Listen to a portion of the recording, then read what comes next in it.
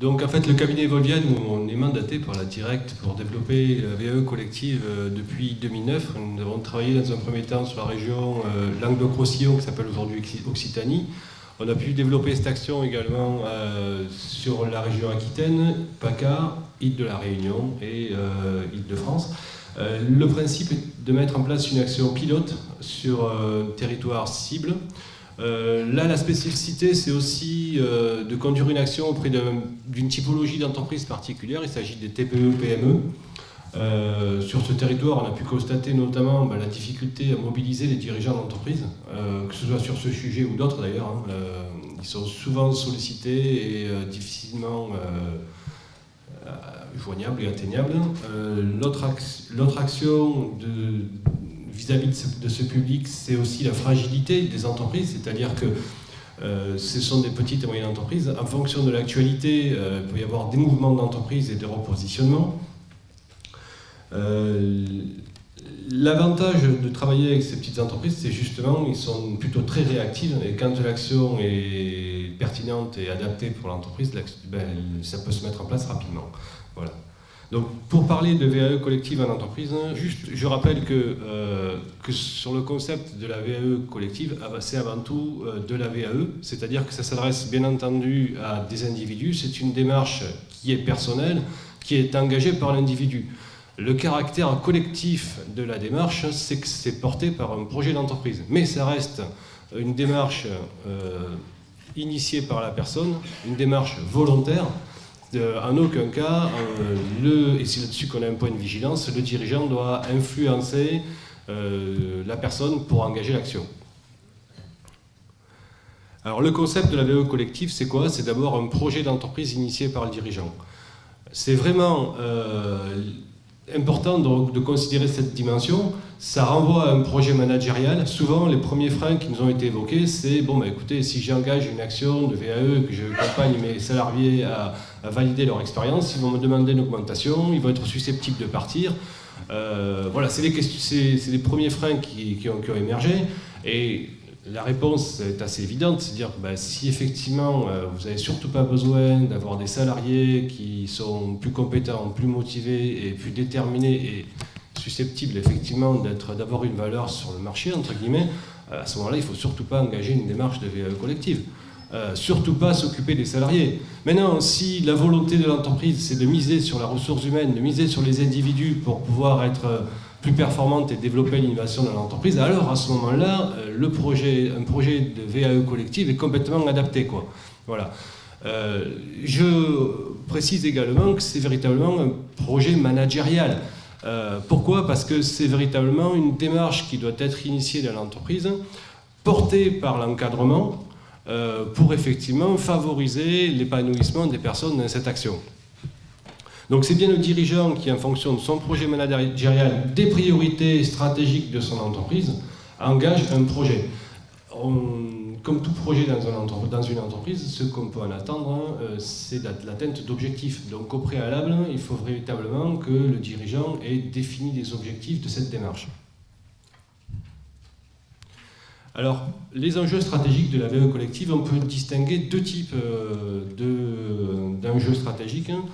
Le premier, c'est qu'effectivement l'action porte un projet managérial, et là on est dans le cadre d'une action de VAE collective intra-entreprise. Et puis l'autre caractère intéressant de la VAE au niveau collectif, c'est le caractère intra-entreprise qui permet d'avoir...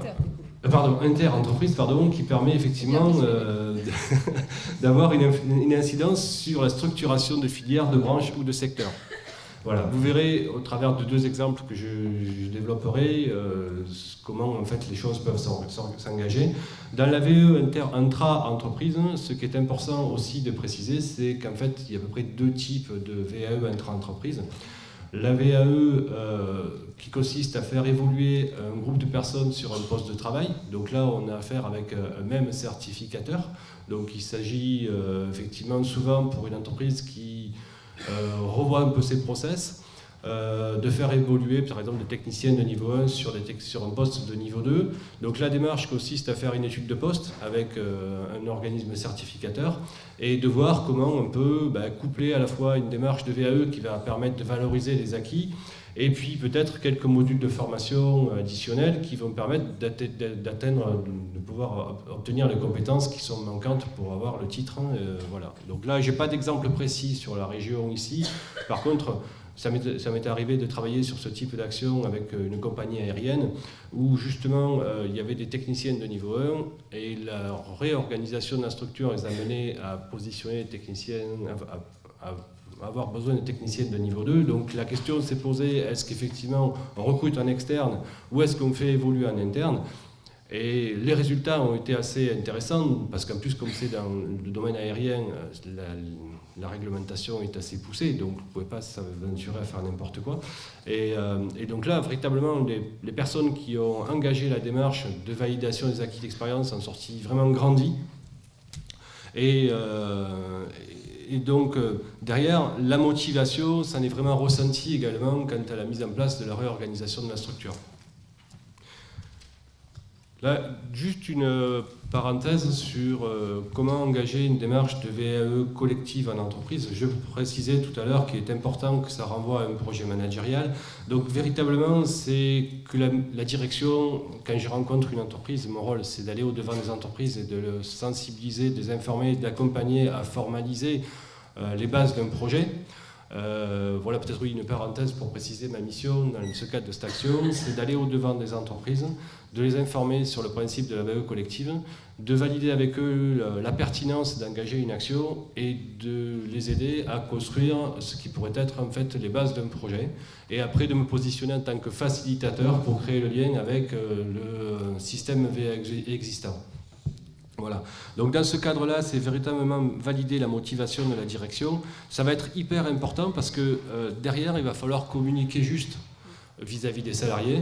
Imaginez-vous des salariés à qui on n'a rien proposé depuis quelque temps. On arrive, on leur dit tiens, on va vous proposer de vous engager dans une démarche où on s'occupe de vous. Qu'est-ce que j'ai fait? Pourquoi juste moi? Il n'y en a pas d'autres, vous ne pouvez pas choisir d'autres personnes, c'est juste sur moi que c'est tombé, quoi. Donc voilà, la réaction peut être là. On peut aussi considérer que ces personnes n'ont pas envie de s'engager dans la démarche, donc il ne faut pas les forcer, hein, ils ont peut-être des bonnes raisons à titre personnel. Voilà. Donc il faut que les motivations de la direction soient claires et soient explicitées. Derrière, il faut qu'il y ait des objectifs clairement définis par rapport au projet. Les motivations pour l'entreprise peuvent être diverses et variées. Moi, j'ai une entreprise qui m'a dit, voilà, aujourd'hui, nos salariés sont très bien chez nous, il n'y a pas de turnover. Ça paraît tout bête, mais pour une entreprise, c'est presque dramatique de ne pas avoir de turnover, quoi. À un moment donné, il faut renouveler l'activité, renouveler en fait les énergies au sein de l'entreprise. Donc l'entreprise a décidé de mettre en place une action pour valoriser les parcours des personnes et les encourager à développer leur employabilité et s'ouvrir peut-être vers l'extérieur. Pour d'autres, la motivation, ça va être de dire, voilà, on a des personnes qui sont là depuis un moment, finalement elles ont vraiment beaucoup de mérite et on aimerait bien les valoriser.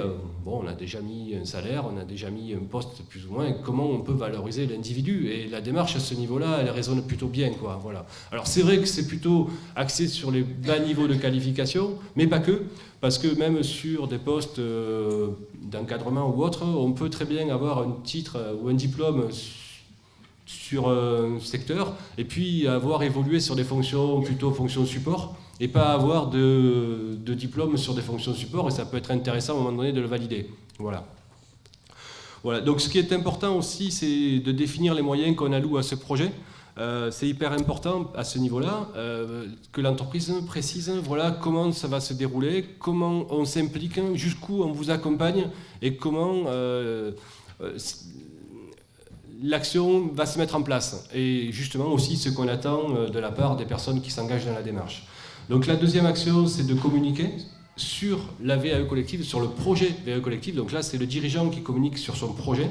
Et ensuite, après, on s'appuie notamment sur les points d'information VAE ou sur les OPCA ou sur les certificateurs en fonction du projet de l'entreprise pour communiquer sur les aspects plutôt techniques de la démarche, puisque le dirigeant n'est pas compétent dans le domaine et il faut avoir une information plutôt objective et très précise.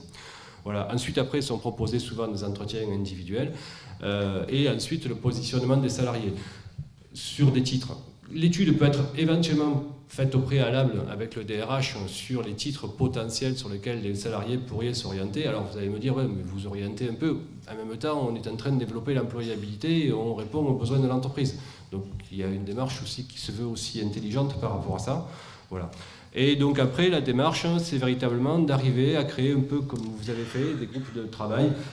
L'idée, c'est que chaque démarche est individuelle, mais qu'on soit sur des projets qui sont des projets à caractère, où on est sur un même poste de travail, ou qu'on soit sur des postes de travail différents ou du titre différent, la démarche de VAE reste sensiblement la même. L'idée, c'est d'arriver aussi à créer de la communication entre les différentes personnes. Donc ce qui est proposé dans l'entreprise, souvent, c'est chacun engage sa démarche à titre personnel et on fait des points à date tous les mois ou tous les 2 mois pour voir en fait comment chacun a pu avancer, quels sont les freins que rencontre chaque personne, quelles sont les qualités que révèle chacun. Ça permet pour le coup de créer une émulation collective, une dynamique au sein de l'entreprise et ça a un réel impact sur la structure de l'entreprise puisque c'est un groupe de personnes qui engagent une action. Le point final de la démarche, c'est d'accompagner bien entendu jusqu'à la démarche, mais c'est aussi de célébrer le résultat. Voilà, c'est un moment fort pour l'entreprise. Je voudrais juste préciser également, c'est que dans la validation des acquis, on parle souvent d'une validation totale ou partielle. Dans le cadre de l'entreprise, ça pourrait être considéré comme un échec, la validation partielle. Alors par rapport à ça, justement, c'est là où c'est important qu'il y ait un projet d'entreprise qui soit clair. C'est que dans le cadre de l'entreprise, c'est pas un projet purement VAE, c'est un projet d'évolution des collaborateurs, c'est un projet de valorisation des personnes. Donc à ce stade-là, ce qu'il est souvent recommandé, c'est quand on décide d'engager la démarche, de faire une préévaluation en fait, de ce que la personne va pouvoir, dans les grandes lignes, valider et pas valider sur la démarche, et de mettre en place, quand c'est possible, et souvent ça l'est, des modules de formation additionnels qui viennent compléter la démarche pour qu'effectivement on s'engage vers une certification totale. Voilà. L'action pilote a été sur le territoire d'Abouche-Nord des Hauts-de-Seine. On a démarché plus de 200 dirigeants de TPE, PME. On s'est appuyé essentiellement pour sa démarche sur le contact développé par la CCI du 92. On a eu 22 dirigeants qui sont très réceptifs et intéressés, 20 rendez-vous stratégiques, c'est-à-dire qu'effectivement on a échangé avec eux pour monter un projet, une douzaine de projets qui s'engagent, 2 qui sont engagés, donc il s'agit de la société Surline et Essor. Quoi qu'il en soit, tous les dirigeants ont reconnu le concept de VAE collectif comme un projet managérial qui construit le développement de l'entreprise. En deux mots peut-être, voilà l'enjeu pour la société Surdline, qui est une entreprise qui fait du télémarketing essentiellement pour les sourds et malentendants, c'est de permettre à 5 collaborateurs leaders de valider leur expérience sur des fonctions support. Comme je disais tout à l'heure, c'est important aussi, à un moment donné, de valoriser ces titres, ces diplômes, son expérience sur des fonctions support. L'autre, c'est l'impact de la VAE collective sur le développement d'une entreprise. Ça a pris la structure Essor, qui est une structure d'insertion. Et là, le projet, c'est de permettre à 10 personnes qui sont en contrat d'insertion de valoriser une expérience par un CQP. Et dernier point pour illustrer en fait, le caractère inter-entreprise, un projet qui est à l'étude avec la Chambre des métiers des Hauts-de-Seine, qui est d'accompagner la montée en compétence de dirigeants de TPE-PME pour la mise en place d'un parcours VAE plus formation visant à l'obtention d'un TEP, c'est un bac plus 2. C'est-à-dire que c'est une formation qui est destinée, enfin à la base c'est une formation qui est destinée aux dirigeants d'entreprise.